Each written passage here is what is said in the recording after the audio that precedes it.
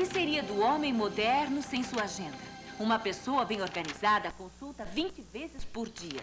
Tudo aí é anotado, os aniversários, os encontros. Somos prisioneiros do tempo. Há um tempo para cada coisa. O dia só tem 24 horas. Além de tudo, o tempo é dinheiro. Ufa! Nesse programa trataremos primeiro da questão das diferentes escalas de tempo. Em seguida, apresentarei alguns instrumentos para medição do tempo e, finalmente, falarei do aspecto subjetivo da nossa percepção do tempo. Se eu tiver tempo.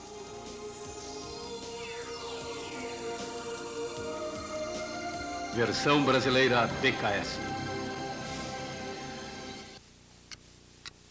Mas o que é o tempo? Questão banal, diriam vocês, mas cuja resposta está longe de ser simples. O tempo é, antes de tudo, uma duração. Um filme dura 1 hora e 50 minutos, as férias duram 3 semanas, mas também é uma indicação da cronologia. Jacques Cartier descobriu o Canadá em 1534. Napoleão morreu em 1821. O homem inventou a medição do tempo. O que aconteceria se destruíssemos todos os relógios e todos os calendários? Talvez não houvesse mais encontros, vencimentos de dívidas, fim do mês, mas o tempo ainda existiria. O tempo que a Terra leva para dar uma volta completa em redor do Sol determina a duração de um ano. O dia corresponde à duração da rotação da Terra em torno de seu próprio eixo. Mas o homem não se contentou com essas durações aproximativas que existiam na natureza. Ele teve necessidade de reagrupar ou de subdividir o tempo em unidades iguais e mensuráveis. O dia, por exemplo, foi dividido em períodos de 24 horas para melhor situar certas obrigações cotidianas, como comer, dormir ou trabalhar e assim por diante. O homem construiu um grande número de escalas que lhe permitem medir todos os fenômenos entre o extremamente breve e o quase eterno.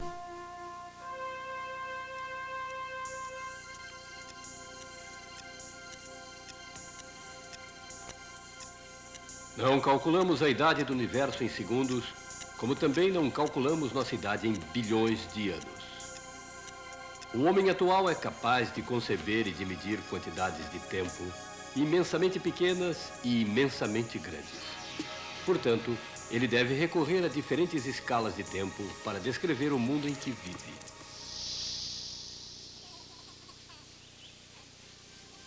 Por exemplo, segundo os especialistas do desenvolvimento motor, é preciso aproximadamente 1 ano para que um recém-nascido aprenda a ficar em pé e a andar, graças ao desenvolvimento de seu sistema nervoso.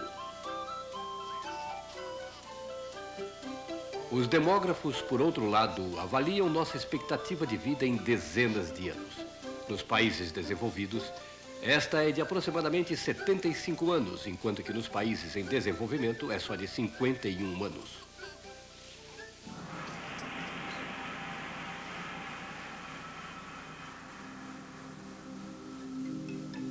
Contudo, para o historiador, as dezenas de anos não são suficientes.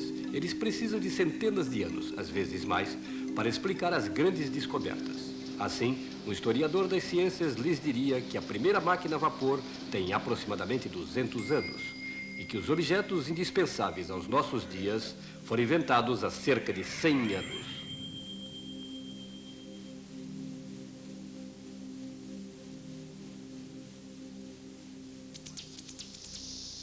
Para um arqueólogo da pré-história, em compensação, só os milhares de anos são úteis. Os vestígios dos seres que ele estuda têm 20, 50, 100 ou mesmo 200 mil anos. Por exemplo, nosso ancestral direto, o Homo sapiens, só apareceu na Terra há aproximadamente 75 mil anos. E só há 10 mil anos no Oriente Próximo os homens se tornaram os primeiros sedentários. Houve então o começo da agricultura, da criação de animais e da cerâmica.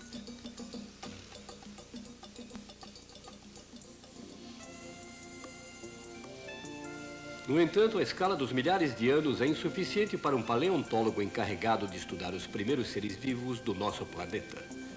Os fósseis mais antigos de organismos vivos com esqueletos, achados até hoje, têm aproximadamente 600 milhões de anos.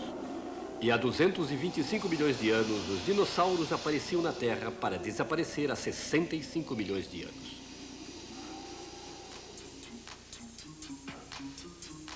Quanto a nós, somente há 7 ou 8 milhões de anos, nossa linhagem se separou da do macaco. O homem verdadeiro, capaz de utilizar os utensílios de forma generalizada, nasceu na África há aproximadamente 3 milhões de anos. A escala dos milhões de anos é igualmente indispensável ao geólogo que se interessa pela evolução do globo terrestre. Há 200 milhões de anos, por exemplo, todos os continentes atuais formavam um único supercontinente chamado Pangeia. Sob efeito dos movimentos da crosta terrestre, esse supercontinente se dividiu em fragmentos que então se puseram à deriva. Esses fragmentos que constituem nossos continentes atuais ainda estão à deriva.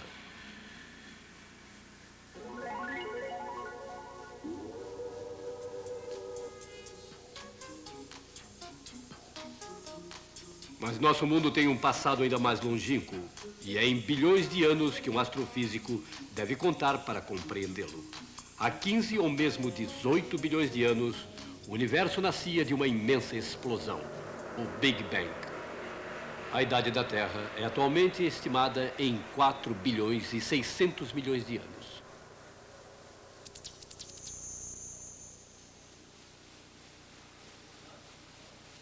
Agora, se nos interessamos pelas pequenas durações de tempo, percebemos que, nesse caso, o homem conseguiu retroceder os limites do concebível. Mostramos atualmente em laboratório que o tempo de propagação do influxo nervoso, desde o cotovelo até o pulso, por exemplo, é de aproximadamente 3 milésimos de segundo. Outro exemplo, é possível medir a descarga principal de eletricidade dos relâmpagos, que se dá através de fortes clarões que duram menos de 1 milésimo de segundo cada um. Quanto a acontecimentos ainda mais rápidos, uma carga de dinamite explode em alguns milionésimos de segundo. Quanto aos bilionésimos de segundo, nós os utilizamos às vezes na física das partículas. Os pions carregados, por exemplo, são partículas cuja duração de vida média é de 26 bilionésimos de segundo. Essas partículas são obtidas em aceleradores, provocando-se colisões em altíssima velocidade entre os elétrons e seus homólogos de carga oposta, os pósitrons. Entretanto, na física das partículas, 1 bilionésimo de segundo é considerado um tempo relativamente longo. Um pion carregado, por exemplo, tem uma duração de vida suficientemente longa para ser visto com a ajuda de um detector de partículas, o que não é o caso de todas as partículas. Existem muitas outras invisíveis às vezes, cuja duração de vida é estimada em bilionésimos de segundo ou até menos. Pouco importa o fenômeno ou o acontecimento. O homem soube inventar uma escala de medição que se estende dos bilionésimos de segundo aos bilhões de anos.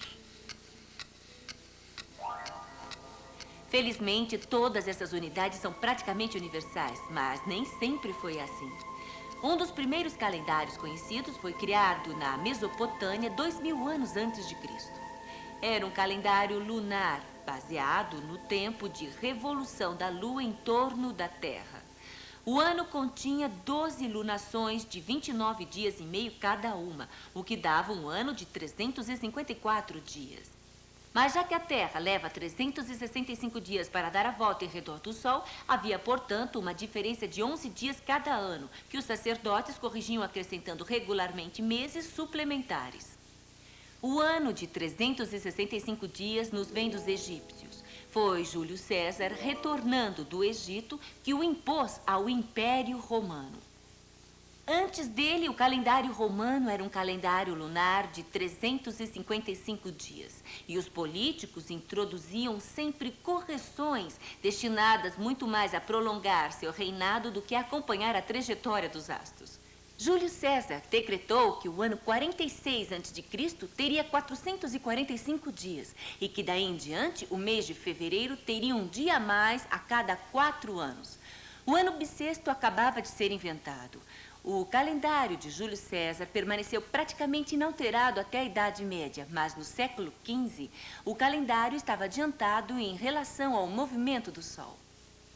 Foi o Papa Gregório XIII que decretou que o ano de 1582 seria 10 dias mais curto. A reforma foi adotada imediatamente nos países católicos, mas os protestantes preferiam estar adiantados em relação ao Sol do que concordar com o Papa. A Inglaterra conservou o antigo calendário até 1752. Durante praticamente 2 séculos, era 14 de outubro no continente e 4 de outubro na Inglaterra. Felizmente, as viagens eram menos frequentes nessa época. A história dos instrumentos de medição é extraordinária. Sabiam vocês que os primeiros relógios não tinham ponteiros dos minutos? Bastava que o relógio da torre marcasse as horas.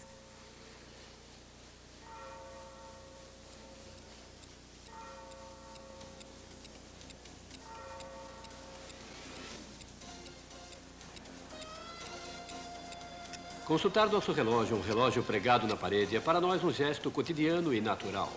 Se não pudermos medir o tempo, muitas vezes nos sentimos perdidos. No entanto, passaram-se milênios antes que o homem pudesse dispor de objetos práticos e precisos para medir o tempo. Antes do fim do século XVII, ainda não medíamos os minutos. Há 3 ou 4 mil anos, os habitantes das margens do Nilo, no Egito, mediam o tempo observando o deslocamento no decorrer das horas da sombra projetada por um bastão fincado no chão. Foram estes os primeiros relógios solares. Mais tarde, por volta de 1500 anos antes de Cristo, foi inventado um relógio independente dos astros chamado clepsidra. Tratava-se de um relógio à água, onde os intervalos de tempo eram medidos através da quantidade de água derramada de um vaso para outro. Essa invenção foi logo seguida pela da ampulheta. O primeiro relógio mecânico foi construído em 1275, mas foi principalmente nos séculos 17 e 18 que a medição do tempo conheceu um verdadeiro progresso. Galileu descobriu as leis do movimento pendular, mas foi Christian Huygens, um holandês, que por volta de 1650 conseguiu pela primeira vez fazer funcionar um pêndulo com uma engrenagem mecânica. Graças à capacidade do pêndulo de oscilar de forma precisa, podia-se enfim medir os minutos. Os relógios mecânicos atuais são ainda construídos de acordo com o mesmo princípio. Uma mola flexível de aço especial fornece a energia necessária ao funcionamento do relógio. Deve-se dar corda periodicamente, seja com a mão, seja por um sistema automático, obedecendo ao movimento do pulso. Sob a ação da mola, o tambor movimenta as rodas dentadas graças a uma série de engrenagens que multiplicam a rotação e comandam os ponteiros num ritmo rigorosamente determinado por um balancim com oscilações constantes. A oscilação do balancim é mantida pelas rodas dentadas, que lhe distribuem sua energia pouco a pouco, graças a um mecanismo autobloqueador chamado âncora. A âncora deixa escapar uma pequena parte da energia das rodas dentadas em intervalos regulares. Um relógio mecânico de boa fabricação só varia cerca de 4 segundos por dia.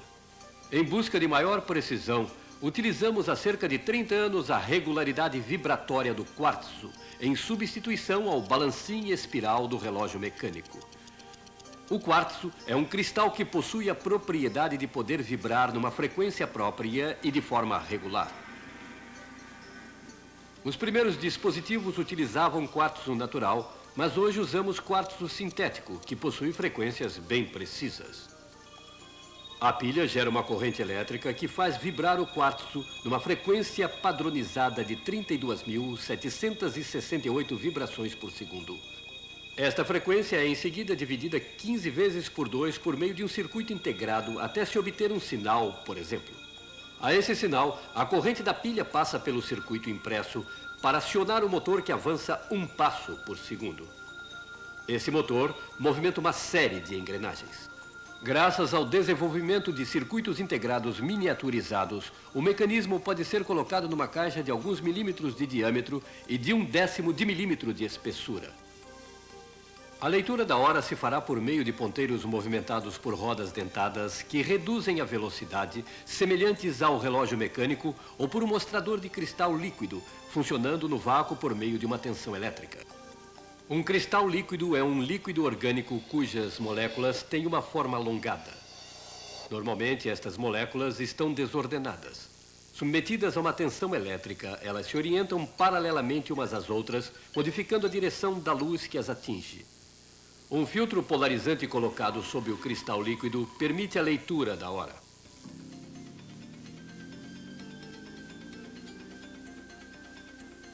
A precisão de um relógio eletrônico a quartzo de boa fabricação é tal que o relógio varia no máximo 60 segundos por ano. Mas sua precisão está bem atrás daquela do relógio atômico. Os relógios atômicos servem de padrão para a medição do tempo. Desde 1967, eles são utilizados para definir o segundo, a fim de calibrar os outros dispositivos de medição do tempo. Sua margem de erro é de apenas 1 segundo em milhões de anos. Num relógio atômico, são os átomos de césio que desempenham o papel do pêndulo ou do balancim. Quando o átomo de césio é excitado por meio de um sinal de micro-onda, um de seus elétrons oscila de forma perfeitamente estável e regular, um pouco mais de 9 bilhões de vezes por segundo. Essa frequência é dividida eletronicamente até se obter um impulso por segundo. Já que todos os átomos de um mesmo elemento são perfeitamente idênticos, os relógios atômicos são de uma estabilidade inigualável. Será esta estabilidade ultrapassada um dia? Certos pesquisadores estudam atualmente a possibilidade de utilizar as pulsações ultra-rápidas dos pulsares para obter uma medição do tempo ainda mais estável que a dos relógios atômicos. A natureza submete-se ao tempo. Só o homem possui o poder de lidar com ele.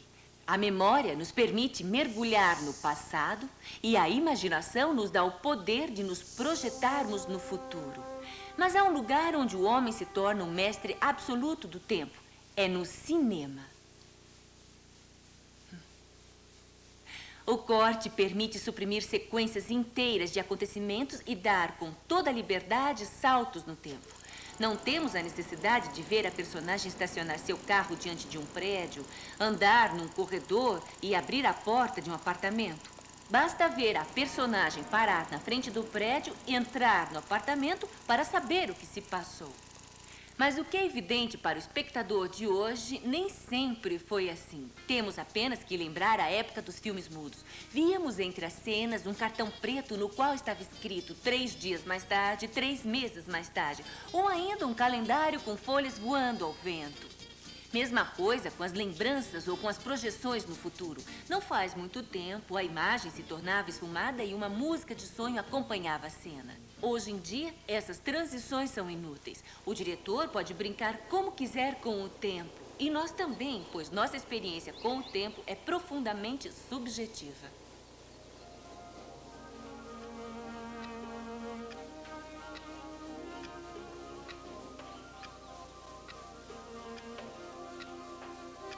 Certos dias, as horas nos parecem intermináveis.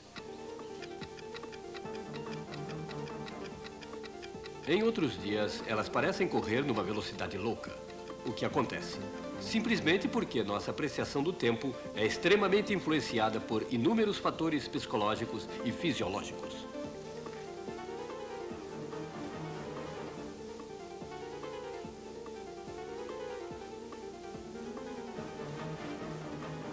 A idade, por exemplo, tem uma grande influência. Antes dos 8 anos, a criança não é realmente capaz de fazer uma estimativa correta do tempo. Para ela, a duração de um acontecimento nunca é julgada independentemente de seu conteúdo e ela não é capaz, como o adulto, de corrigir suas impressões imediatas pelo raciocínio.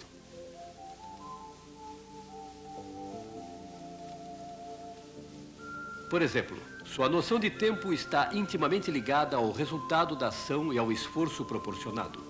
Assim, se pedirmos a uma criança de menos de 8 anos para alinhar blocos rapidamente durante um certo espaço de tempo, e em seguida pedirmos para fazer a mesma coisa lentamente durante o mesmo espaço de tempo, ela julgará sem hesitação que trabalhou mais tempo no primeiro caso, simplesmente porque alinhou mais blocos. Só com o passar dos anos, a criança aprende a organizar sua concepção de tempo. O desenvolvimento da consciência do tempo, por outro lado, muitas vezes é considerado um sinal de normalidade. Muitos doentes mentais ou pessoas que sofrem de distúrbios psicológicos, como a esquizofrenia, têm uma percepção deformada do tempo.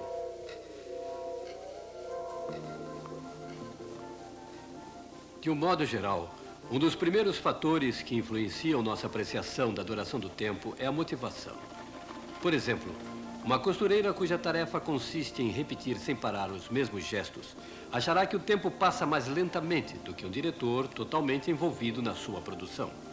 Para este último, as horas passam sem que ele perceba. A atenção é igualmente um fator determinante na nossa percepção do tempo.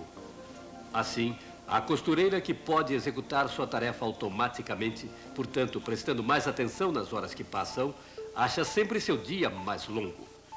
Quanto mais prestamos atenção no tempo, mais devagar ele passa.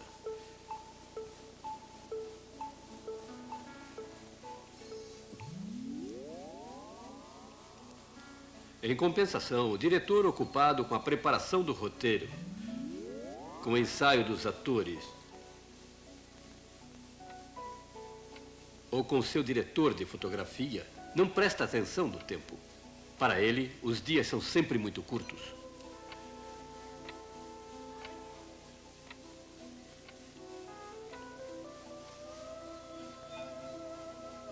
Mas trata-se de uma avaliação preliminar do tempo.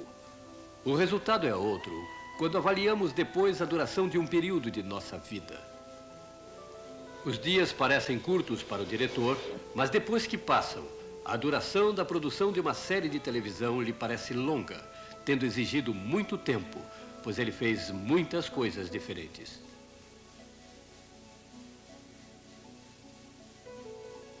É o contrário para a costureira encarregada de um trabalho repetitivo. Seus dias podem lhe parecer intermináveis, mas ela terá a impressão de que seu ano de trabalho foi curto, porque houve poucas mudanças. Em regra geral, as drogas também têm um efeito sobre nossa avaliação do tempo. Os estimulantes, como a cocaína, o álcool, as afetaminas, a cafeína, dão a impressão de que o tempo se acelera. Por outro lado, os tranquilizantes produzem uma desaceleração do tempo subjetivo. Mas como o homem e os animais fazem para avaliar o tempo? Muitos cientistas se perguntam atualmente se essa capacidade não está relacionada com os relógios internos do nosso organismo. Assim, os ritmos biológicos que sincronizam as diferentes funções fisiológicas do corpo parecem ter um papel importante na nossa capacidade de apreciar o tempo. Especialmente o ritmo vigília-sono de 24 horas, que é chamado ritmo circadiano, teria um papel crucial para os homens. Esse ritmo circadiano é regido por um relógio interno situado nos núcleos supraquiasmáticos do hipotálamo. Esse relógio interno é extremamente influenciado pelo ambiente e, entre outras coisas, pela duração da claridade. Assim, as pessoas colocadas em isolamento completo veem seu ritmo vigília-sono se alongar. Sua duração pode até mesmo dobrar, atingindo 50 horas, com períodos de atividade contínua de mais de 35 horas. Ora, essas pessoas também perdem a noção do tempo, considerando as durações muito mais curtas do que são na realidade. Um espeleólogo que ficou voluntariamente isolado numa gruta durante 2 meses saiu com a impressão de que tinha passado apenas 1 mês. Todas essas experiências que estudam a influência do ambiente em nossos ritmos biológicos e na avaliação do tempo são evidentemente muito importantes para a conquista do espaço onde não há nem dias nem noites. Contudo, esperamos que os astronautas que irão habitar a futura estação espacial não se esqueçam de seus relógios. Certos heróis de ficção científica têm o poder de retornar o curso do tempo. Mas, na realidade, o maior poder que o homem tem sobre o tempo é a linguagem. Graças à linguagem, o homem pode evocar uma coisa ausente, extraí-la do passado ou do futuro e torná-la presente. É também pela linguagem e depois pela escrita que ele pode transmitir seus conhecimentos às gerações seguintes, permitindo que escapem da noite dos tempos.